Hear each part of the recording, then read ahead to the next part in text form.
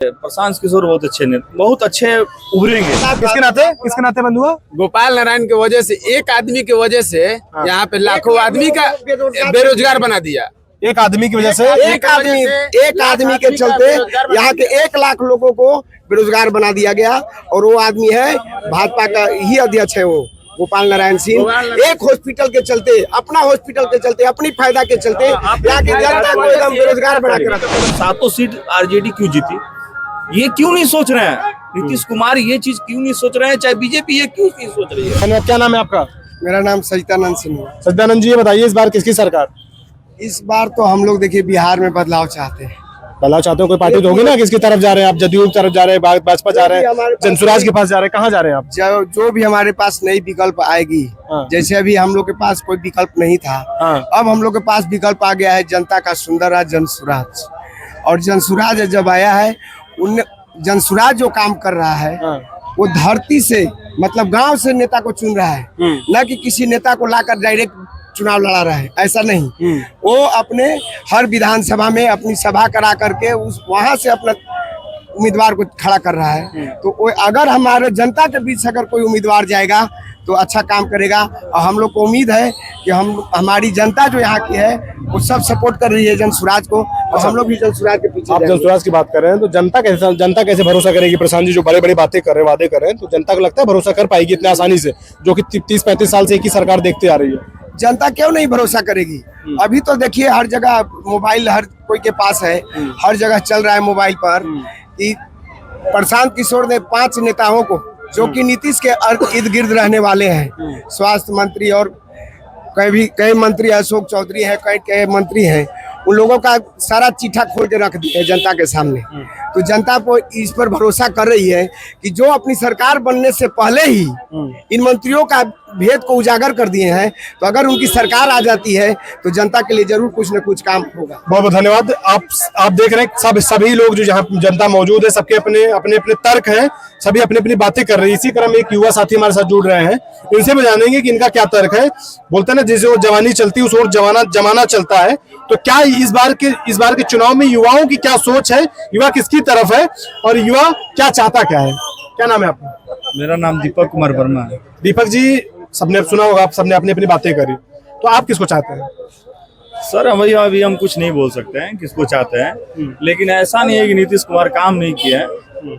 जब सरकार बनी थी तो 5 साल बहुत अच्छा काम किया था, रोड से लेकर सारा कुछ काम किया। लेकिन अभी 7 साल से इस तरह से काम जमीनी स्तर पे काम नहीं दिख रहा है। ये है कि महिलाओं के लिए काम किए हैं, जो बच्ची घर से बाहर नहीं निकल रही थी गांव में, वो निकली, इसमें कोई दुराय नहीं है। काम बहुत अच्छा किया, लेकिन 7-8 साल से बिहार में अफसरशाही बहुत ज्यादा, ये सही बात है, इसमें कोई दुरा नहीं है, बहुत ज्यादा अफसरशाही ज्यादा है। अच्छा, एक सवाल आपसे पूछता हूँ। मैं जैसे राजनीति समझ रहा हूँ बिहार की, पूरे भारत की, मैंने कभी बिहार में किसी एक पार्टी की सरकार नहीं देखी, किसी ने किसी गठबंधन में सरकार देखी, कभी एक पार्टी का सिंगल मैंडेट यहाँ पे नहीं देखा। तो क्या कारण है इसका? क्या कारण है? क्या जनता ही नहीं चाहती कि एक पार्टी की सरकार बने? देखिए, इसका सबसे बड़ा कारण जातिवाद है। जातिवाद जी, सबसे एकदम इसमें कोई हम नकार नहीं सकते हैं। हाँ। क्योंकि यहाँ पे थोड़ा शिक्षित बिहार में है, लेकिन ज्यादा शिक्षित नहीं भी है। तो जो नहीं है ना, उसके देखिए, आप चले जाइए, गुजरात चले जाइए, चाहे आपको राजस्थान, सपोर्टेड राजस्थान, 5 साल में सरकार चेंज होती है राजस्थान की। क्यों? राजस्थान के लोग शिक्षित है, वो समझते हैं कि हमको 5 साल में चेंज करना है, एक वो अपना एक ईगो बना कर रखे। लेकिन यहाँ पे क्या है ना, जातिवाद सबसे पहले है कि नहीं, हमको ये जात का है तो ये जात को वोट देंगे, बढ़िया है तो बढ़िया, इस टाइप में ये चलता है। लेकिन इससे हम लोग को ये नहीं पता है कि हम लोग का ही नुकसान हो रहा है। आपने जातिवाद की बात की, मैं उस पर आता हूँ। आपने देखा होगा कि अभी तक महागठबंधन, एनडीए, 2 प्रमुख धड़े थे जो बिहार में लंबे समय से सत्ता में है, महागठबंधन और एनडीए। इस बार एक नई पार्टी आई है, जो आपने जातिवाद की बात करी, तो वो पार्टी प्रशांत किशोर की जनसुराज है, जो जातिवाद और पलायन पर तगड़ा प्रहार कर रही है। क्या लगता है कि उनकी जो बातें हैं, इतनी प्यारी बातें जो जनता के बीच में कर रहे हैं, क्या उसका कुछ प्रभाव इस बार है कि ऐसे ही है? देखिए, प्रशांत किशोर बहुत अच्छे उभरेंगे, उसका कुछ प्रभाव है, ये मैं पूछ रहा हूँ। हम बता रहे प्रभाव है, लेकिन एक्चुअली मैं अपने क्षेत्र का बात करता हूँ। कौन सा क्षेत्र आपका है? ये सासाराम जिला रहता है, जहाँ पे कवरेज कर रहे हैं। हाँ। यहाँ पे अभी उन्होंने कैंडिडेट नहीं उतारा है, तो कैंडिडेट भी एक समझ में आता है कि ये कैंडिडेट उतारे हैं तो वाकई में ये मेरे लिए काम करेंगे कि नहीं करेंगे। तो अभी हम उनके विशेष नहीं बोल सकते हैं, क्योंकि यहाँ पे कैंडिडेट नहीं उतारे हैं अभी, और कुछ समझ में नहीं आ रहा है जमीनी स्तर पे। मैं सासाराम में बता रहा हूँ, इतनी अच्छी जगह है सासाराम, इतनी पुराना शहर है। आप अभी हम उत्तराखंड 1 महीने पहले घूम कर आए, उत्तराखंड पूरे पहाड़ पे उत्तराखंड बसा हुआ है, ठीक है। लेकिन मेरे एक माजर कुंड है, वहाँ अगर 50 किलोमीटर के दायरे में अगर आप पूरा घूमेंगे तो ये ऐसा सासाराम का 3 शहर वहाँ बस जाएगा। हाँ। लेकिन वहाँ पे कोई एक टावर नेटवर्क भी नहीं मिलेगा आपको। आप मोबाइल लेके चले जाइएगा तो कनेक्टिविटी नेटवर्क कटा हुआ है। मिलेगा। लेकिन ये विकास चाहिए था, ये टूरिस्ट प्लेस बनाना चाहिए। मतलब कुल मिला के आप ये कहना चाहते हैं कि सरकार द्वारा अनदेखी की गई इस जिला पे अनदेखी की गई। यहाँ पे आप स्वास्थ्य भी जो है, जिस तरह से हॉस्पिटल होना चाहिए, जिस तरह से देखिए हम लोग को इलाज कराने के लिए आप कहीं भी 80% यहाँ का आदमी या तो पटना या तो बनारस जा रहा है। बिल्कुल, यहाँ कुछ भी स्वास्थ्य का सरकारी हॉस्पिटल ले लीजिए, चाहे कुछ भी ले, जमुआर में भी कोई बहुत ज्यादा सुविधा नहीं मिलेगी आपको। खैर तो प्राइवेट है, भागना पड़ेगा, एकदम भागना पड़ेगा आपको। तो ये चीज शाहबाद 7 जिला यहाँ से क्यों हारी, 7 सीट आरजेडी क्यों जीती, ये क्यों नहीं सोच रहे हैं नीतीश कुमार, ये चीज क्यों नहीं सोच रहे हैं, चाहे बीजेपी ये क्यों नहीं सोच रही है कि हमने 7 सीट यहाँ से अगला साल आ रहा है। लेकिन इस समय उनको सोच रहे हैं, तभी आपको ये दे रहे हैं, वो दे रहे हैं। अभी मोदी जी भी आए थे तो विक्रम रोहतास जिला को बहुत कुछ दे कर गए, लेकिन ये चीज समझना चाहिए कि शाहबाद बहुत पीछे जा रहा है।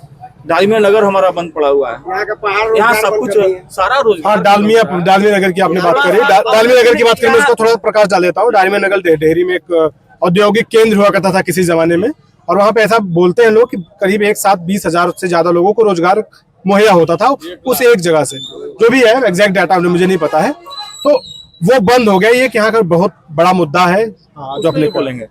डालमिया नगर बहुत पुराना, और यहाँ से डालमिया नगर से बहुत चीज जो भी बनती थी बहुत दूर दूर तक जाती थी, लेकिन उसको भी लालू जी आए तो उसको लिए, रेलवे लिया है उसको तो। लेकिन अभी तो केंद्र सरकार उसको चाहती, जो हमारे यहाँ लोकल नेता है बीजेपी चाहे जेडीयू के जो भी है, उस पर थोड़ा फोकस करते हैं कि नहीं ये चालू होना चाहिए। 7 सीट बीजेपी एनडीए ने हारा है यहाँ से, उसको एक चीज माइंड में सोचना चाहिए कि हमने क्यों हारा, और वो हारे तो उस पर हम आगे के लिए अभी जो चुनाव आ रहा है इसको कम से कम ध्यान देना चाहिए था। यहाँ रोजगार ज्यादा बढ़ रहा है, पलायन लोग कर रहे हैं, तो थोड़ा सोचना चाहिए था। ऐसा नहीं, नीतीश कुमार काम किए हैं, इसमें ऐसा नहीं है कि आपने इन्होंने कहा, इसके पहले इन्होंने कहा कि पहाड़ का बिजनेस बंद हो गया। मैं इस पे आता हूँ। सासाराम में, सॉरी रोहतास जिले में जो पत्थर है वो लाइम स्टोन है, जो सीमेंट के लिए उपयोगी माना जाता है। इन्होंने कहा उसका, इन्होंने सीधा कहा कि करवंदिया माइंस किसी जमाने में एक्टिव थे। आपका कहना है करवंदिया माइंस बंद हो गई, उससे काफी सारे लोगों को रोजगार और जो यहाँ पैसा आता था वो नहीं आ पा रहा, यही कहना चाहते हैं। जी, अगर एक पहाड़ चलता था, पहाड़ यहाँ चलता, किसके नाते बंद हुआ? गोपाल नारायण की वजह से, एक आदमी की वजह से यहाँ पे लाखों आदमी का बेरोजगार बना दिया। एक आदमी की वजह से, एक आदमी के चलते यहाँ के 1 लाख लोगों को बेरोजगार बना दिया गया। और वो आदमी है भाजपा का ही अध्यक्ष है, वो गोपाल नारायण सिंह। एक हॉस्पिटल के चलते, अपना हॉस्पिटल के चलते, अपनी फायदा के चलते यहाँ की जनता को एकदम बेरोजगार बना के रखा। आप भी कुछ कह रहे हैं, बताइए। एक्चुअली देखिए ये लोग जो बोल रहे हैं, देखिए माइंस जो है, माइंस पहाड़ चालू था, ठीक काम हो रहा था, लेकिन एक्चुअली हमारा धरोहर भी तो देखना है ना। अगर हम पूरे पहाड़ को तोड़ देंगे तो हमारा धरोहर खत्म हो जाएगा। लोग यहाँ से जो आते हैं खूबसूरती यहाँ देखते हैं। ऐसा नहीं है कि माइंस बंद करके नुकसान हुआ। हाँ, माइंस कौन बंद करना चाहिए, क्योंकि पहाड़ को चिन्हित करिए कौन सा पहाड़ जो है हमारा जर्जर है, जो मतलब बेकार है। अब जो पहाड़ हमारा उभर रहा है, जो विकसित हो रहा है, जो लोग बाहर से आते हैं यही के नाम पे, उसको क्यों तोड़ा जाता है? ऐसा नहीं है। हाँ, ये होना चाहिए कि पहाड़ को चिन्हित करिए कि कौन सा पहाड़ बेकार है, वो तोड़िए। बाकी ऐसा नहीं कि पहाड़ बंद करके, कोई ऐसा नहीं है कि खराब काम हुआ है। पहाड़ बंद होना चाहिए। हमारा वो प्राकृतिक, हमारा वही सुंदरता है, वही हमारा पेड़ पौधा है, वही उसी से हमारा सब कुछ आ रहा है। जी, बहुत बहुत धन्यवाद। आपने देखा कि यहाँ पे कई सारे लोग थे, सबकी अपनी अपनी अलग अलग सोच थी, सबकी अपनी अपनी विचारधारा थी, सबने अपनी अपनी समस्याएं बताई। खासकर जो रोहतास जिले की समस्याएं, प्रमुख समस्याएं हैं, पर्यटन को बढ़ावा न देना, और ये इस शहर की जो समस्या है, सबने अपनी अपनी बातें रखी और सबने ये भी अपने अपने दावे करे। आप पूरे वीडियो में देख सकते हैं। कैमरामैन प्रिंस के साथ मैं अखिलेश यादव, फ्लैश टीवी, सासाराम।